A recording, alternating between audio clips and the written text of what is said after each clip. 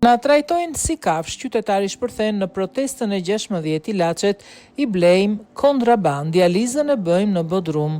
Protesta 16 në sheshin Skënderbej për dorëheqjen e kryeministrit Rama ka sjell edhe dëshmi të forta nga qytetarë që përballen me probleme të rënda me sistemin shëndetësor. Një qytetar I pranishëm në protestë ka denoncuar kushtet për të cilat trajtohet të smurët me dializë.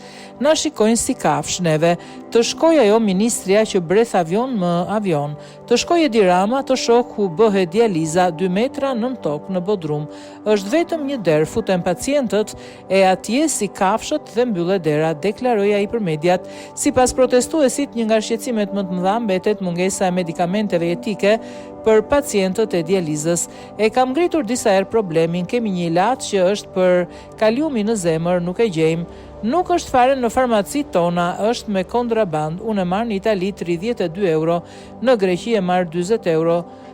Këtu shkoj e marr 90.000 euro kontraband. Ky është krim që bëhet, krim me të sëmurët, vidhen ilaçet tek onkologjiku, nuk jep njëri dorëheqjen, por ngrije në detyrë, tha ai. Në fund të fjalës së tij ai deklaroi se Edi Rama nuk qeveris por sundon, nuk I dhimbset popullit jap dorëheqjen.